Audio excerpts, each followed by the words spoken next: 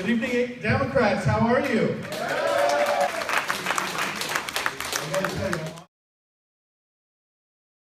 I quit my job so that I could dedicate my full time and energies to campaigning to be the next chair of the California Democratic Party, because I believe deeply that our party is broken and our party is at a crossroads. You see, I grew up as a military kid. My dad was an officer in the Army. That meant every 3 years we moved around and we had a new home. And I grew up with an old school Southern Baptist grandma who was the matriarch of our family. And I remember my grandma telling me at a very early age what it meant to be a Democrat. And my grandma told me that Democrats are the ones who care about poor people. Democrats are the ones who care about the working folks. Democrats are the ones who are in the soup kitchens on the weekends making sure that the hungry are fed. Democrats are the ones who will run the coat drives to make sure that the kids have warm coats. Democrats are the ones who will fundraise to make sure that the domestic violence shelter stays open. And so I grew up with a very strong understanding and pride in what it meant to be a Democrat.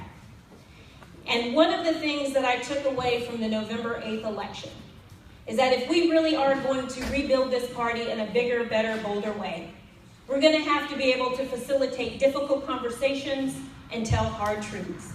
And the hard truth of the matter is that the Democratic Party as an institution and some of our leaders at the highest levels have forgotten what it means to be a Democrat. They have forgotten that this is the party of the poor. This is the party of the working class. This is the party of the voiceless. And so I'm running to be the next chair of the California Democratic Party, not just to bring a new vision to this party. I'm running not just to bring a new perspective. I'm running not just to change the tone, the tenor, and the culture of our politics, but I'm running to be the next chair of the California Democratic Party to redefine what it means to be a Democrat and to get this party back to basics. In a word, yes. That is a place where our local counties are actually outshining the state in terms of pushing forward, in my opinion, what isn't progressive legislation, but just common sense legislation. See, because there is no instance in which fracking is safe and healthy for our environment. To get away from just talking about our values and actually living our values, and making sure that we ban fracking is one of the primary things that I will focus on as chair.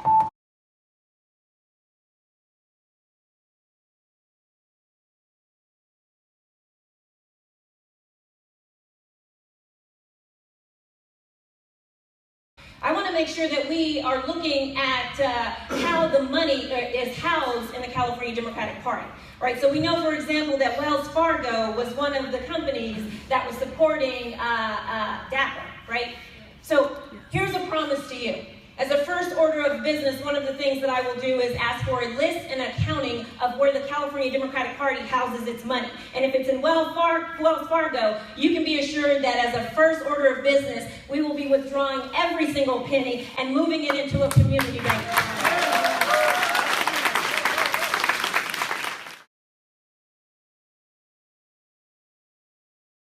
It is time for California and for our California Democratic Party to make sure that what we say are our values actually are our values. We need to look at the budget, we need to look at where our monies are being spent, and we need to make sure we are spending more money and providing more resources for our veterans.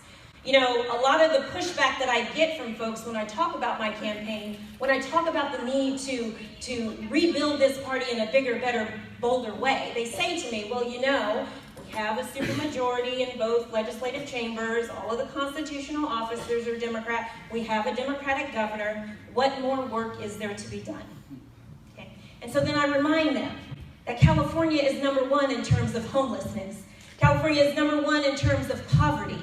You know, with that supermajority, we haven't been able to ban fracking. We've only been able to regulate fracking, right? We won't even have a conversation around reforming Proposition 13 to close the corporate loopholes to direct some more money back into education. I made a pledge to not take any corporate money, any oil money, money or any tobacco money. And to this date, of the nearly $400,000 that I have raised for my campaign, not one penny of it has come from corporate money. I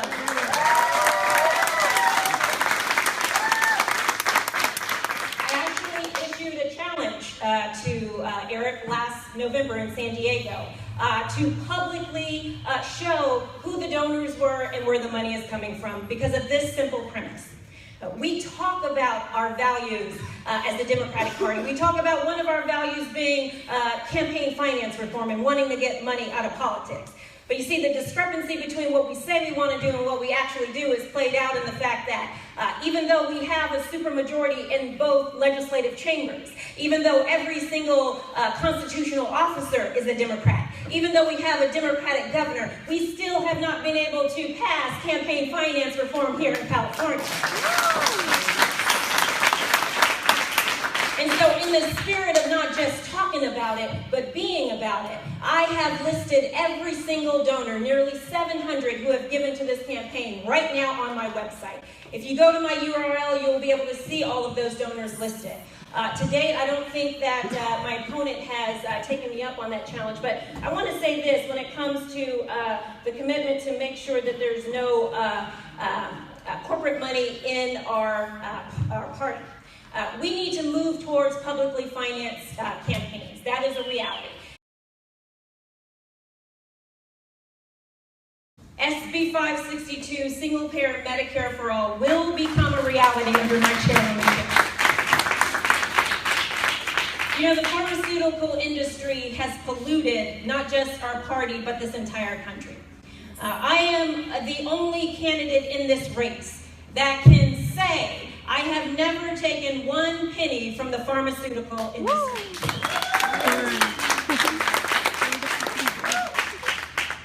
It's one of the reasons why the California Nurses Association endorsed me in this campaign, because they know that I don't support single-payer Medicare for all because it's politically expedient to do so. I support it because I know that that is what is right, what is humane, and as the chairwoman, I will make sure that this becomes a reality here in California so that California can stand as a beacon of light for the rest of the country to follow. It's interesting that Eric talks a lot about having these deep relationships with the legislature and with the governor, long-term relationships. Well, if you've had these relationships for so long, and if you've been the vice chair of this party for 8 years, and you've been the chair of LA County for 15 years, why haven't you made that call? Why don't we have single-payer Medicare for all already passed? The difference between me and Eric is that I am going to be the chairwoman who has the courage of her conviction, who is not afraid to call out our elected officials, who isn't afraid to call the question, who isn't afraid to say, hey, supermajority in both legislative chambers, hey, constitutional officers, hey, Democratic governor, you have the numbers, so there is no excuse that we not pass single-payer Medicare for all. It's also important that we rally the troops, that we organize, that they hear our voices loud and clear. One of the things that I'm most proud of is that throughout this campaign, we have been able to harness thousands of supporters across this state who have lined up behind this campaign. Those supporters are the ones who will be calling our legislators, making sure that they have the courage of their conviction, reminding them what it means to be a Democrat, reminding them that you can no longer just talk about these progressive values. You can no longer just talk about being for single-payer Medicare for all. It is time for you to bone up. It is time for you to vote the way that we need to vote in order to make sure that we are taking care of all of Californians. People are tired of talking. They're tired of this party talking out of the side of its neck. It is time for us as Democrats, once and for all, to stand up for what we believe in and to hold our elected officials accountable.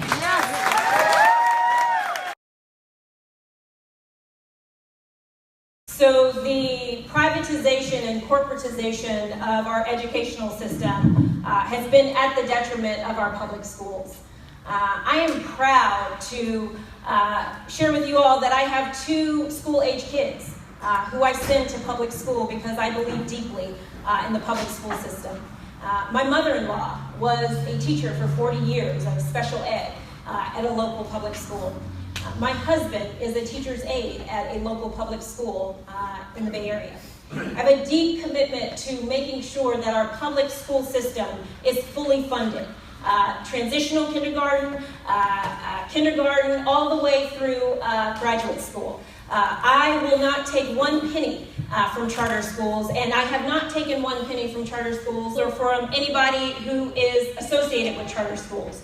I will make sure that the party doesn't accept any money from charter schools or any organizations that are associated with charter schools. It is incredibly important that we again go back to the fact that budgets must be statements of our values. We have to make sure that we are allocating the appropriate resources to fully fund our public educational system. That means well-paying salaries for our teachers, who I believe have the hardest job in the world. Again, we have a reputation for being progressive and liberal, but the truth of the matter is California is 47th in the country in terms of per pupil spending on education. That is shameful. I support sanctuary cities 100%. And there's some great work that's being done around the state to expand that. I know Robin Torello, who's the chair up in Alameda County, has been working to make Alameda County a sanctuary county. I want to use that as a model to share with other counties so that we can create 58 sanctuary counties all across California. But the truth of the matter is that the federal government actually has a lot of say-so in this matter. They can come in and drop in and wipe all of that out. So I believe that it's important to not just pass these pieces of legislation that provide for sanctuary cities, sanctuary counties, and a sanctuary state, but we also need to be educating our immigrant community about their rights, about access to resources, about how to protect themselves. And let us look for opportunities to safeguard our immigrant communities to make sure they are protected. So they know that they are welcome here in this state, that they are part of the fabric of California, and that they are valued and appreciated. I get asked all the time, what is the difference between me and my opponent? It's not about personality. It's not about Kimberly Ellis. It's not about Eric Bauman. This race for who will be the next chair of the California Democratic Party is about all of you. It's about what we want people to think of when they hear the word Democrat. It's about, do we want to be the party that cares about the poor, the working class, the voiceless? This is an opportunity to choose between two different visions, two different leadership styles. Mine is a leadership that believes that we should be sharing power in order to empower, as opposed to collapsing and consolidating power. Mine is the kind of leadership that believes that we should be funding this party one donor at a time, not through corporate donations. Mine is the kind of leadership that believes that this party is a party for everybody, not just a few.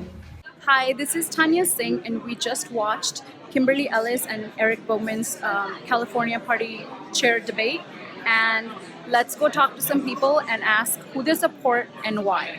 Kimberly Ellis? Yes. Because she's the only genuine candidate running, and she doesn't accept any monies from pharma or any big corporations, and that's a real key in changing the Democratic Party. Right now, we need to turn the party back to be the party of the people. It's obvious people are disenfranchised by the party, and we need to find a way to get these people back. We need to find a way to get independent voters, third-party voters back into the party so we can fight for our communities, and Kimberly Ellis is the choice to get us there.